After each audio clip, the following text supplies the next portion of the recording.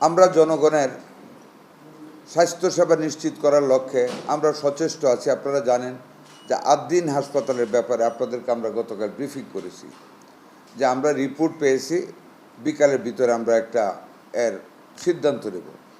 আমরা আইনানুগভাবে সকল দিক বিবেচনা করে গতকাল বিকালে তাদের অফিসে আমরা নোটিশটা নিয়েছি এবং তাদের হাতেও নোটিশ পৌঁছিয়েছি। আগামীকাল রবিবার বিকালের মধ্যে এরা উত্তর দিতে হবে কেন তাদের লাইসেন্স বাতিল করা হবে না। আমরা যদি সেই উত্তরে তাদের সন্তুষ্টজনক না হই, আমরা আইনানুগভাবে যতটুকুন পর্যন্ত যাওয়া দরকার আমরা ততটুকুন পর্যন্ত শাস্তির বিধান জনস্বার্থে, মানুষের জীবনের স্বার্থে আমরা নিশ্চিত করব ইনশাল্লাহ। আমরা আমাদের পক্ষ থেকে আপনাদেরকে নিয়ে আমরা আমাদের সকল প্রচেষ্টা করি। আমি শুনেছি ওনারা একটা প্রেস কনফারেন্স করেছেন এটাকে বেআইনি বলে। আমরা সম্পূর্ণরূপে আইনিভাবে আইনের ব্যাখ্যা দেখে, আমাদের হাসপাতাল স্থাপনের বিধি দেখে, আইন দেখে আমরা পর্যবেক্ষণ করে আমরা অত্যন্ত দৃঢ়তার সাথে আইনানুগভাবে আমরা অগ্রসর হচ্ছি। এ ব্যাপারে আপনাদের সহযোগিতা আমরা কামনা করি। আগামীকাল বিকালে আমরা নোটিশ পেলে আমরা তার পরবর্তী কার্যক্রমে এগোতে আমরা বদ্ধপরিকর। এতে আমরা পিছপা হব না ইনশাআল্লাহ। এটুকু আপনাদেরকে আমরা ওয়াদা করি।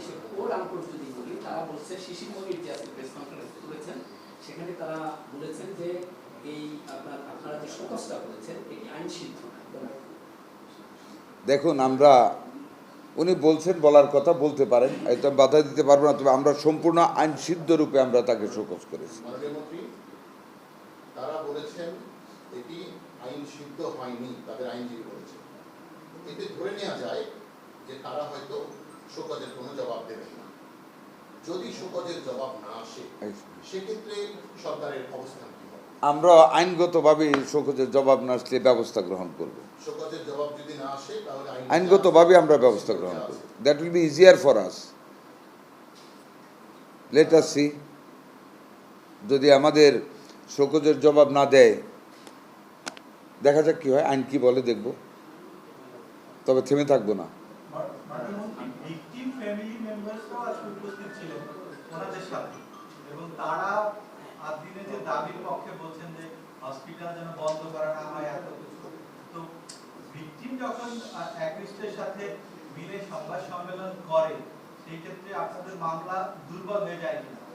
আমি আদৌ মনে করি না। Victims maybe I don't want to go further. আমি একটা কত অকারেন্স তো হয়েছে, 6টা বাচ্চা তো মারা গিয়েছে, এটার একটা ফৌজদারি মামলা হয়েছে।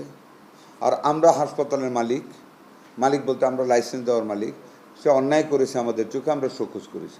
ভিকটিমস কি বললো বা না বললো, that will not create any impact on us. Will go as per law, as per our inquiry. আমি মনে করি সেটাই।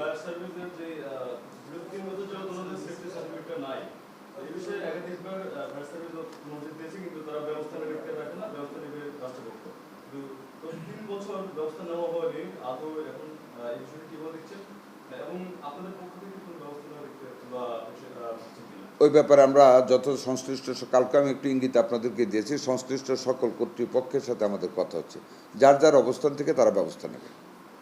একটু দেখেন, জি, কনসার্ন ডিপার্টমেন্ট, যেমন পরিবেশ বলেন, ফায়ার সার্ভিস বলেন, রাজুক বলেন, প্রত্যেকে যার যার অবস্থান থেকে আইনগতভাবে করণীয় সকল ব্যবস্থা নেবে, এতে কেউ পিছাবে না।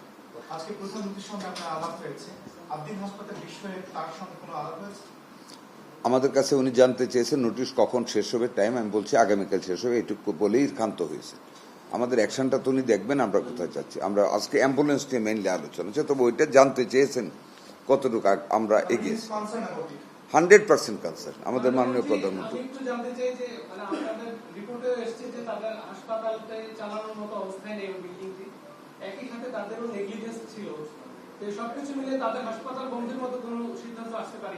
দেখেন, কালকে বিকাল পর্যন্ত অপেক্ষা করেন।